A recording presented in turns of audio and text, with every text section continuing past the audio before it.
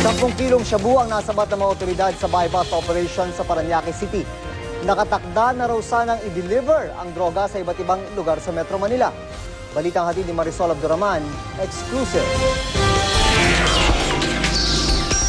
Huli ng mga operatiba ng Anti-Illegal Drugs ng Quezon City Police District ang mga suspect na nasa dalawang sasakyan na ito sa Macapagal Avenue.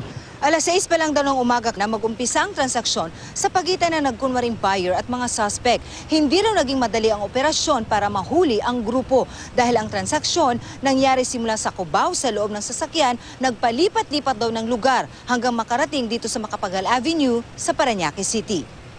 Nakuha ang 5 kilong shabu sa kotseng ito. 5 kilo naman ang na-recover sa isang SUV na gamit din ng mga suspect. Nabawi rin ang 1 milyong pisong mark money na ginamit sa pagbili sa 1 kilong shabu na nagkakahalaga ng 3 milyong piso. Yun po yung usapan na titingnan muna nila yung pera kung talagang may pambili tayo. Then saka po nagkaroon ng kasunduan na sa labas po ng Quezon City ibibigay. Ayon sa DAED QCPD, di-deliver na ng grupo ang droga sa labas ng Metro Manila bago mangyari ang buy-bust operation. Matagal na raw nilang minamanmanan ang grupo na sadya raw madulas. Organized na sila, may mga contact na rin sila.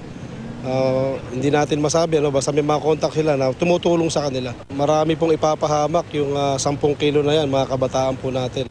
Ang akusasyon, mariing itinanggi ng mga suspect na sina Yong Han Kai, isang Chinese, Ira Raneses at ang 19 anyos na si Jamil Lawi. Driver lang po ako, hindi ko po alam kung inutusan lang ako na kunin to. May pupuntahan ako. Wala kaming alam, sinama ko pinsang ko. What can you say about the allegations, sir? Are these all yours? Nahaharap sila sa kasong paglabag sa Comprehensive Dangerous Drugs Act. Marisol Abduraman, GMA News.